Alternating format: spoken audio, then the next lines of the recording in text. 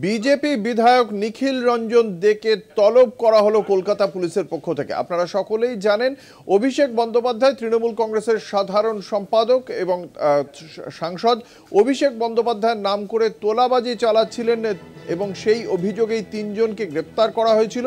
তিনজন এমএলএ হোস্টেলে তারা একটি ঘরে ছিলেন, যে ঘরটি বুক করে দেওয়া হয়েছিল বিজেপি বিধায়ক নিখিল রঞ্জন দের নামে। ফলে সেই কারণেই তাকে তলব করা হয়েছে, জিজ্ঞাসাবাদ করা হবে তাকে। বিশদে জানবো, আমাদের সঙ্গে রয়েছেন আমাদের প্রতিনিধি রিয়া মাঝি। রিয়া, কি জানতে পারা যাচ্ছে এই বিষয়ে?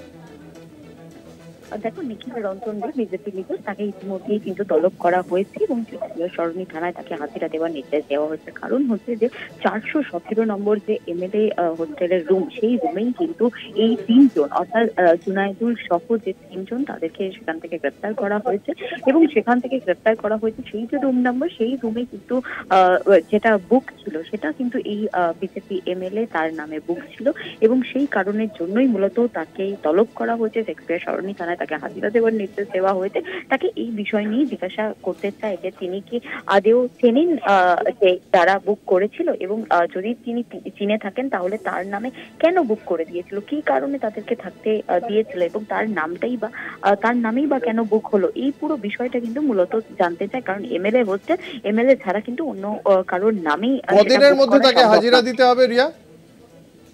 দেখো, 3 দিন তাকে সময় দেওয়া হয়েছে, 3 দিনের মধ্যেই কিন্তু তাকে হাজিরা দেওয়ার নির্দেশ দেওয়া হয়েছে। একেবারেই ধন্যবাদ। আমাদের সঙ্গে ছিলেন আমাদের প্রতিনিধি রিয়া মাঝি। আপনাদের জানিয়ে রাখি, বিজেপি বিধায়ক নিখিল রঞ্জন দেকে তলব করা হলো কলকাতা পুলিশের পক্ষ থেকে শেক্সপিয়ার সরণি থানায়। আগামী 3 দিনের মধ্যে তাকে হাজিরা দিতে নির্দেশ দেওয়া হয়েছে কলকাতা পুলিশের পক্ষ থেকে। আমাদের সঙ্গে রয়েছেন আমাদের বিশেষ প্রতিনিধি অঞ্জন রায়।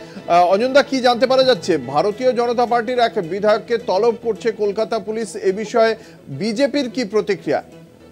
দেখো, বিজেপির রাজ্য সভাপতি সুকান্ত ভাবে জানিয়ে দিয়েছেন যে সই জাল করে এই কাজটা করা হয়েছে। তার সঙ্গে বিধায়কের কথা হয়েছে। বিধায়ক তাকে জানিয়েছেন যে তিনি কোনোভাবে কাউকে এমএলএ হোস্টেলে থাকতে দেননি। তার সই জাল করে কেউ ওই ঘর খুলে দিয়ে তাকে, তিনি যেহেতু কুচবিহারের দক্ষিণের বিধায়ক, ফলে অধিকাংশ সময় তিনি তার জেলার কনস্টিটিউয়েন্সিতে থাকেন, ফলে সেই সুযোগটাকে কাজে লাগিয়ে এটা করা হয়েছে। সুকান্ত মজুমদার জানিয়েছেন যে পাল্টা এফআইআর করবে বিধায়ক, সেটাই সিদ্ধান্ত হয়েছে ভারতীয় জনতা পার্টির দলের। ধন্যবাদ। আমাদের সঙ্গে ছিলেন আমাদের বিশেষ প্রতিনিধি অঞ্জন রায়। খুব স্পষ্টভাবেই জানিয়ে দেওয়া হলো যে বিজেপি বিধায়কের সই জাল করে এই ঘর বুক করা হয়েছে। তার বিরুদ্ধে অভিযোগের পাল্টা এফআইআর করবেন সংশ্লিষ্ট বিজেপি বিধায়ক নিখিল রঞ্জন দে।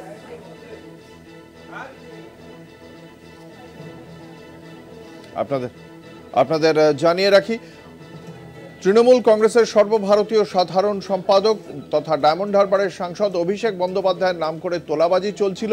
কালনা মিউনিসিপ্যালিটির জনপ্রতিনিধির কাছ থেকে 5 লক্ষ টাকা চাওয়া হয় বলেও অভিযোগ, এবং সেই বিষয়টি জানতে পারার পরেই ক্যামাক স্ট্রিটে অভিষেক বন্দ্যোপাধ্যায়ের দপ্তরে সেই খবর আসে। তারপরেই তারা জানান শেক্সপিয়ার থানাকে।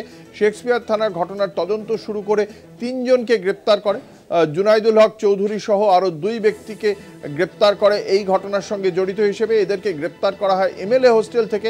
তদন্তে জানতে পারা যায় যে বিজেপির নেতা, বিজেপি বিধায়ক নিখিল রঞ্জন দে, তিনি এমএলএ হোস্টেলে একটি ঘর বুক করেছিলেন এবং সেই ঘরেই থাকছিলেন এই 3 অভিযুক্ত। এবং ইতিমধ্যেই এই 3 অভিযুক্তকে গ্রেপ্তার করে নিজেদের হেফাজতে নিয়েছে পুলিশ এবং তাদেরকে জিজ্ঞাসাবাদ করে এই তথ্য পাওয়া গিয়েছে।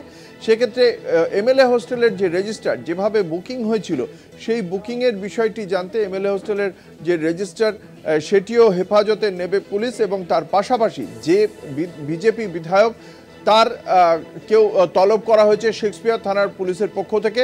যদিও এই ঘটনায় রাজ্য বিজেপির সভাপতি সুকান্ত মজুমদারের প্রতিক্রিয়া যে কোনোভাবেই বিজেপি বিধায়ক এই ঘটনায় যুক্ত নন, তার সই জাল করে এই ঘটনা ঘটানো হয়েছে। এই ঘটনার প্রেক্ষিতে নগরপাল মনোজ ভার্মা তিনি কি বলছেন শোনাবো।